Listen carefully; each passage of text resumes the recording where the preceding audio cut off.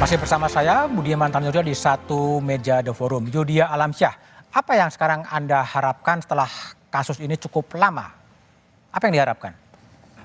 Ya, harapannya sih ya agar perkara ini bisa terang benderang, ya pelakunya yang sebenarnya siapa, karena ini dari awalnya ini sudah tadi yang saya bilang ini sudah carut marut. Oke. Tadi dari Pak Sandi sendiri bilang bahwa polisi sudah begini, ya mungkin bisa saja itu sebagai klaim sepihak, tapi nyata faktanya ya di sini banyak orang yang dikorbankan. Yang dikorbankan. Jangan sampai Peggy Setiawan ini menjadi korban berikutnya. Oke. Kami minta suatu keadilan yang benar-benar adil. Baik, Yudia. Kalau Liga Akbar, Liga, apa yang Anda harapkan sekarang setelah Anda mencabut BAP itu? Yang saya harapkan cepat terbuka kasus ini dengan sejujur-jujurnya agar keadilan terungkap. Oke, baik, tetap terbuka dan transparan. Pak Ugro, ini banyak aspirasi. Kalau Anda sebagai senior di kepolisian, ini jalan keluar untuk menyelesaikan agar hukum, kepastian dan keadilan muncul dengan cara seperti apa, Pak Ugro? Ya. Jadi saya apresiasi sama Pak Sandi tadi bahwa Pak Kapolri kita, Pak Jenderal Listio Sigit ini kan terbuka terhadap kritik.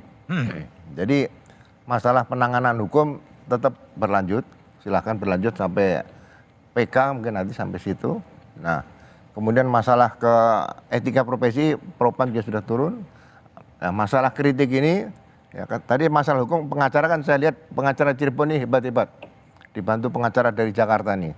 Nah, masalah kritik ini saya rasa perlu disikapi bahwa keterbukaan dengan sikap Pak Kapolri tadi bahwa terbuka terhadap kritik, ya mungkin dibuka dialog mungkin para pengacara dengan Kapolres di Cirebon, dengan Kapolda, mungkin dengan Kadibumas ada Pak Sandi di Kapolri di sana, Kabar Eskrim, supaya dialog ini jangan buntu. Jangan buntu. Ya kalau buntu nanti kan bisa timbul air bah itu jadi jebol nanti bendungan. Oke. Dan saya rasa ini akan menimbulkan trust kembali, menambah trust bukan menimbulkan kembali, menambah trust masyarakat terhadap kinerja Polri yang selama ini sudah baik mencapai di atas 90% tadi. Oke, baik, Bung Reza, saran Anda untuk menyelesaikan kasus ini dengan baik? Ya. Awalnya saya beranggapan atau tepatnya khawatir bahwa kasus ini merupakan potret yang tidak menyenangkan tentang apa yang disebut sebagai police misconduct. Police misconduct. Ya, tetapi seiring berjalannya waktu, semakin banyak halaman demi halaman berkas yang saya baca, semakin banyak orang yang saya ajak bicara, saya berpikir bahwa dugaan tentang police misconduct tidak lagi memadai. Boleh jadi istilah yang lebih tepat, yang lebih representatif adalah miscarriage of justice. Miscarriage of justice. Ya, penegakan hukum yang sesat. Nah, dengan pemikiran seperti itu, maka menurut saya malam ini saya tidak hanya memanggil Polri dan Kompolnas, tapi saya juga memanggil Kejaksaan, Komisi Kejaksaan, Mahkamah Agung, dan Komisi Yudisial Republik Indonesia untuk secara rendah hati melakukan eksaminasi terhadap kerja mereka masing-masing dalam kasus Cirebon. Oke, baik. Bu Yanti, harapan sebagai keluarga pihak Peggy? Saya setuju dengan Pak Reza Indragiri, kita harus melakukan eksaminasi kembali ke titik nol agar perkara ini terang benderang dan motifnya apa. Jangan sampai kita menghukum orang yang tidak bersalah karena Peggy Setiawan tidak kenal dengan Vina dan Eki dan juga dia tidak berada di TKP pada saat kejadian. Oke, baik. Mas Saiful, apakah tetap bertahan dengan tim pencari fakta tadi? Iya, kami tetap bertahan dengan tim pencari fakta karena poinnya adalah dengan dua dikatakan fiktif, itu menurut kami adalah proses yang tidak terbuka. Itu yang pertama. Yang kedua terkait dengan kenapa harus tim pencari fakta, karena menurut kami percaya dan tidaknya bersalah atau tidak bersalahnya seorang Peggy ketika ditetapkan ini sebagai misalnya nanti diputuskan bahwa dia bersalah atau tidak bersalah, menurut kami perkaranya kan pasti selesai. Tapi menjadi pertanyaan adalah lalu yang dua tadi di mana? Tetap fokusnya pada yang dua. Tetap pada yang dua dan kami meminta kepada Presiden segera untuk melakukan pembentukan tim independen atau tim pencari fakta secara independen. Mungkin tadi melalui dari hasil-hasil eksaminasi dan lain sebagainya menjadi rekomendasi dan kemudian bisa segera untuk diselesaikan. Oke, baik. Tejo, jadi Anda yakin ini semuanya akan clear, ada kepastian dan ada keadilan? Ya ada dua Kang Budiman. Jadi pertama mengimbau teman-teman seniman terutama di film, terus yang punya Mengimbau minat, bikin film baru. enggak, yang punya minat bikin film atas dasar fakta, bikinlah film atas dasar fakta tentang apapun. Karena itu ternyata pengaruhnya Luar biasa. besar. Tapi pasti ada kritik.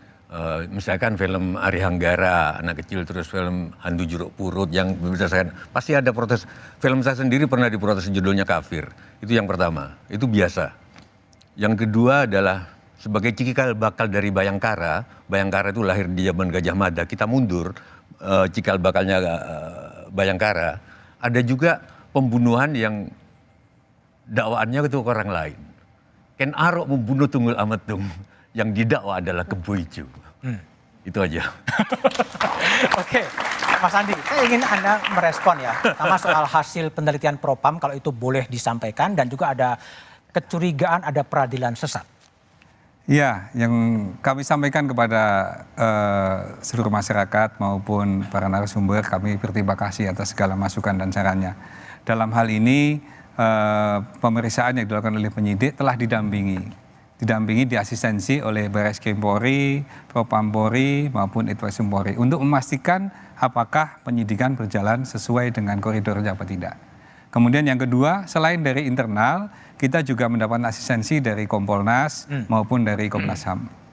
Bahkan dari Komnas HAM menyampaikan juga salah satu yang saya kutip adalah tolong diperhatikan tentang trauma psikologis dari keluarga korban. Itu yang menjadi salah satu bagian yang kita pertimbangkan supaya ini menjadi kasus lebih terang benderang dan kemudian tidak mengganggu psikologis dari keluarga korban.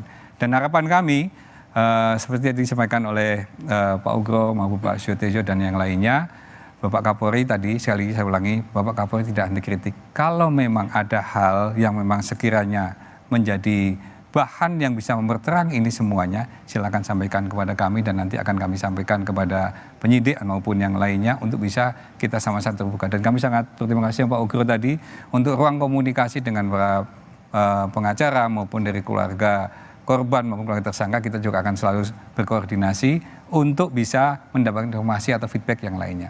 Namun yang jelas bahwa semuanya itu menjadi suatu kesatuan yang tidak bisa dipisah-pisahkan dengan kasus yang sudah terjadi pada 2016 sampai dengan saat ini.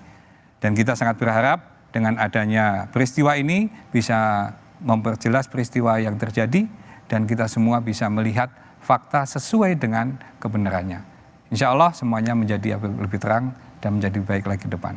Tapi kalau betul nggak sih Pak Sandi bahwa Ibtu Rusdiana kemudian diperiksa Propam? Iya benar, jadi yang periksa bukan hanya Propam saja. Yang meriksa adalah ada dari Itwasum, ada dari Barreskrim maupun dari Propam. Dan semua sudah diperiksa oleh tim dan hasilnya sedang dibuatkan laporan sampai dengan sedang dibuatkan laporan. Ya. Oke, baik, terima kasih Pak Sandi, Mas Tejo, Pak Ugro, Bianti dan Reza dan juga yang berada di Zoom. Sudah lama kasus Vina menjadi konsumsi publik. Dalam hukum dikenal biarpun langit runtuh, keadilan harus ditegakkan. Dalam hukum juga dikenal pandangan lebih baik membebaskan 10 orang bersalah daripada menghukum seorang yang tidak bersalah. Hukum harus bisa menghadirkan keadilan sekaligus kepastian. Segera tuntaskan kasus Vina karena banyak kasus lain berdimensi kerakyatan yang juga butuh perhatian. Demikian Satu Meja di Forum malam ini. Sampai jumpa pekan depan. Selamat malam dan terima kasih.